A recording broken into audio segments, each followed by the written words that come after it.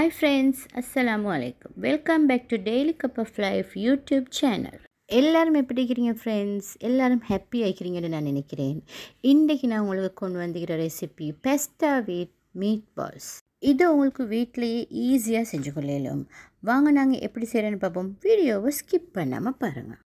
ஃபஸ்ட்டுக்கு நாங்கள் பெஸ்டா சாஸ் செஞ்சுக்கொள்ளணும். அதுக்கு நான் இன்றைக்கி மீடியம் சைஸ் ஆனியன் 3 சாப் பண்ணி எடுத்துக்கிறேன்.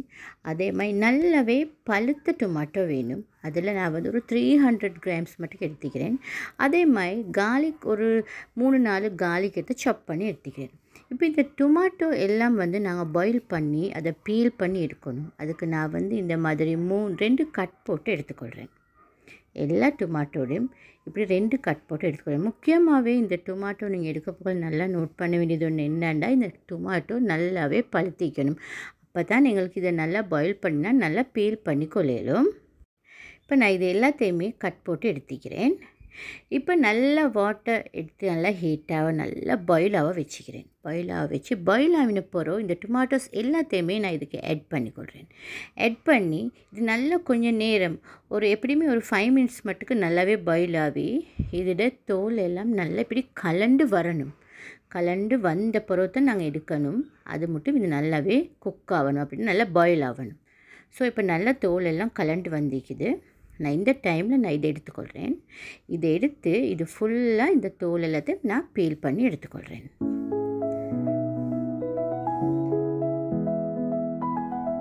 இதை நாங்கள் எல்லாத்தையுமே பீல் பண்ணி இதை நாங்கள் ஒரு சைடில் அப்படியே வச்சுக்கொள்வோம். இப்போ நெக்ஸ்ட் எங்களோட பெஸ்டாவை நாங்கள் நல்லா பாயில் பண்ணிக்கொள்வோம். இந்த பெஸ்ட்டை பேக்கெட்டில் போட்டிக்கு இன்ஸ்ட்ரக்ஷனை ஃபாலோ பண்ணினா ஓகே. இப்போ இதில் போட்டிக்கு 8 to 10 மினிட்ஸ் பாயில் பண்ணிக்கொண்டா ஓகேன்னு சொல்லி வாட்டர் நல்லாவே பாயில் ஆகணும். பாயில் ஆகின பிறகு இதை பெஸ்ட்டாவை ஆட் பண்ணி அது எப்படியுமே 8 to 10 மினிட்ஸ் குக் ஆகினா நல்லாவே போதும். ஃபஸ்ட்டுக்கு நாங்கள் பெஸ்ட்டாவை இதில் ஆட் பண்ணிக்கொள்வோம். நான் இப்போ நல்லா கவனிச்சுக்கோங்க. நான் இதுக்கு இப்போ சால்ட்டா இல்லாட்டி ஆயிலாக எதுவுமே ஆட் பண்ணலை, பெஸ்ட்டாக மட்டும்தான் ஆட் பண்ணிக்கிறேன். ஃபஸ்ட்டுக்கு பெஸ்ட்டாக மட்டும் ஆட் பண்ணிக்கொள்ளணும். நெக்ஸ்ட் இதுக்கு போதுமான அளவு சால்ட் ஆட் பண்ணிக்கொள்ளணும். ஸ்டார்டிங்கே சால்ட் போட தேவையில்லை. அதுக்கு பிறகு தான் 1 டேபிள் ஸ்பூன் ஆயில் நான் ஆட் பண்ணுறேன். இப்போ இது கொஞ்சம் சின்ன மிக்சிங் கொடுத்துக்கொள்வோம். இந்த ஆயிலும் சால்ட்டும் மிக்ஸ் பண்ணுறதுக்கு.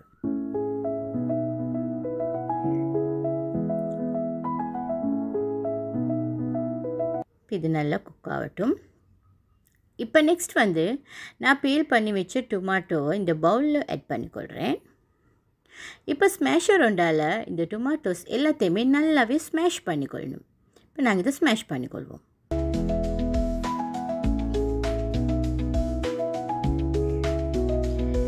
இப்போ எங்களோட பெஸ்ட்டா ஆல்ரெடி இப்போ நல்லா குக் ஆகிடுச்சு. இப்போ பெஸ்ட்டாவை நாங்கள் ஸ்ட்ரெயின் பண்ணிக்கொள்கிற டைம் வந்துச்சு. இப்போ நாங்கள் அதை ஸ்ட்ரெயின் பண்ணிக்கொள்வோம். இப்போ நாங்கள் பெஸ்டா சாஸை செஞ்சுக்கொள்வோம். இப்போ இந்த பேனுக்கு ஒரு 3 டேபிள் ஸ்பூன் ஆயில் ஆட் பண்ணி சாப் பண்ணி வச்ச ஆனியனை இதுக்கு நான் ஆட் பண்ணிக்கொள்கிறேன். அதே மாதிரி சாப் பண்ணி வச்ச கார்லிக்கையும் இதுக்கு நான் ஆட் பண்ணிக்கொள்கிறேன். ஆட் பண்ணி இது ரெண்டையுமே நாங்கள் ஸ்டர் ஃப்ரை பண்ணிக்கொள்ளணும். இது கொஞ்சம் டிரான்ஸ்பேரண்ட் ஆக காட்டியும் நாங்கள் கொஞ்சம் இதை ஸ்டர் ஃப்ரை பண்ணிக்கொள்ளணும். இந்த லெவல் வர காட்டியும் கொஞ்சம் நாங்கள் மிக்ஸ் பண்ணி வைக்கணும். இப்போ நாங்கள் இதுக்கு கொஞ்சம் சில்லி ஃப்ளேக்ஸ் ஆட் பண்ணிக்கொள்ளணும். ஒரு 1/2 டீஸ்பூன் ஆட் பண்ணிக்கொண்டால் போதும். திரும்பவும் இதுக்கு கொஞ்சம் மிக்சிங் கொடுத்துக்கொள்வோம். இப்போ நான் ஸ்மேஷ் பண்ணி வச்ச டொமாட்டோஸை நான் இதுக்கு ஆட் பண்ணிக்கொள்கிறேன். ஆட் பண்ணி இப்போ இதை நல்லா நாங்கள் மிக்ஸ் பண்ணிக்கொள்ளணும்.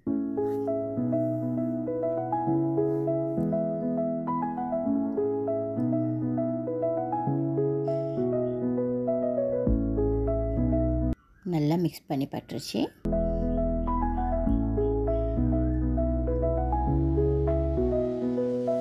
இப்போ இதுக்கு நான் 1 டீஸ்பூன் ஒரிகானோ ஆட் பண்ணிக்கொள்கிறேன்.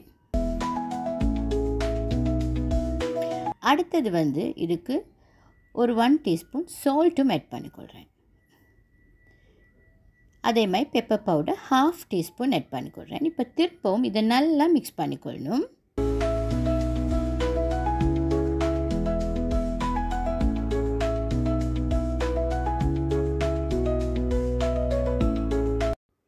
இது ரெடி ஆகிடுச்சு. இப்போ இது நல்லா நாங்கள் கூலாக விடணும். இப்போ இது நல்லா கூலாகின பிறகு இதை பிளெண்டர் ஜாருக்கு ட்ரான்ஸ்ஃபர் பண்ணி இதை நல்லா கிரைண்ட் பண்ணி எடுத்துக்கொள்ளணும். நல்லாவே இதை கிரைண்ட் பண்ணி எடுத்துக்கொள்ளணும். நெக்ஸ்ட் வந்து நான் இன்றைக்கி 400 grams மீட் பால்ஸ் எடுத்துக்கிறேன். உங்களுக்கு தேவையான பிராண்ட்ஸில் தேவையான மாதிரி எடுத்துக்கொள்ளுங்க. நான் இன்றைக்கி 400 grams எடுத்துக்கிறேன். இப்போ ஒரு பேனுக்கு இதே பேனுக்கு நான் வந்து 2 tablespoon ஆயில் ஆட் பண்ணி இந்த மீட் பால்ஸ் எல்லாத்தையுமே நான் ஃப்ரை பண்ணிக்கொள்ள போகிறேன். அப்படின்னா பேன் ஃப்ரை பண்ணிக்கொள்ள போகிறேன். இது நல்லா மிக்ஸ் பண்ணியே வைக்கணும். கை விடாமல் மிக்ஸ் பண்ணணும். ஏன்னா கை விட்டோம்னு சொன்னால் ஒரு பக்கம் அப்படியே கூடுதலாக ஃப்ரை ஆகிடும்.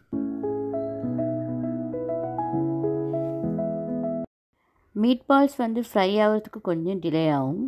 எப்படியுமே ஒரு 20 minutes மாதிரி போகும். ஸோ அதனால் நான் வீடியோ கொஞ்சம் ஃபாஸ்ட் பண்ணிக்கிறேன்.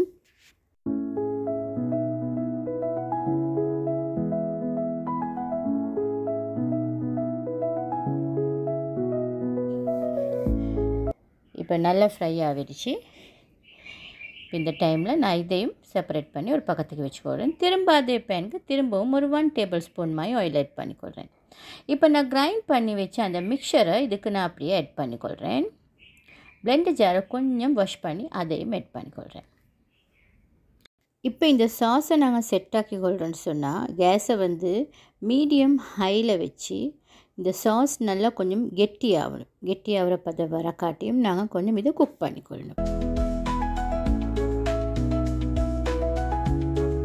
ஒரு 2 minutesக்கு ஒருக்கா இதை மிக்ஸ் பண்ணிக்கொள்ளணும். அதுக்கப்புறம் திரும்ப நல்லா இதை அப்படியே நாங்கள் வச்சு அப்படியே நல்லா கொஞ்சம் வற்ற விடணும். அப்படின்னா கொஞ்சம் கெட்டியாக விடணும். இதுவும் எப்படியுமே 20 minutes மட்டும் ஆகும். ஸோ இதுலேயும் நான் வீடியோ கொஞ்சம் ஃபாஸ்ட் பண்ணி தான் நிற்கிறேன்.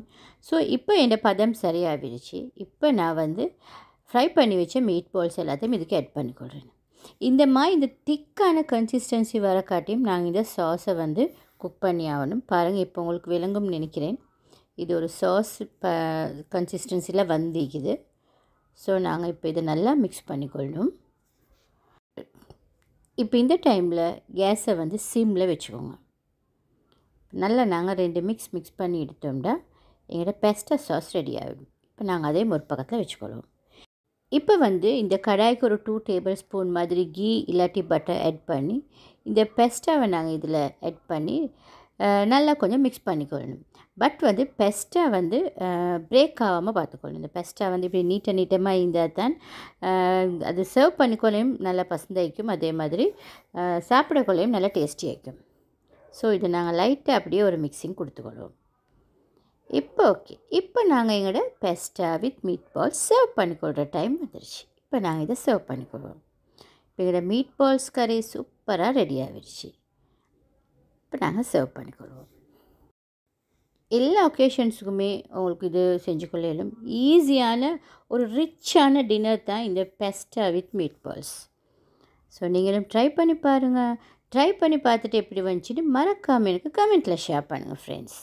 உங்களோட வீட்டில் குட்டீஸ் இருந்தாலும் இது பயப்படாமல் சாப்பிடலுமேண்டா. இதில் ஸ்பைஸியே இல்லை, இதில் பெஸ்டா சாஸோட கலர் தான் இப்படி ரெட் ஆகிக்குது. ஃப்ரெண்ட்ஸ், இந்த வீடியோ பிடிச்சிருந்தா லைக் பண்ணுங்கள். உங்களோட ஃப்ரெண்ட்ஸோட மறக்காமல் வாட்ஸ்அப்பில் ஃபேஸ்புக்கில் ஷேர் பண்ணிக்கோங்க. மறக்காமல் என் சேனலை நீங்கள் சப்ஸ்கிரைப் பண்ணி பெல் ஐக்கனையும் கிளிக் பண்ணிக்கோங்க. இதே மாதிரி இன்னொரு ஹோம்மேட் ரெசிபியோடு உங்களை சந்திக்கிறேன். Bye friends, have a nice day.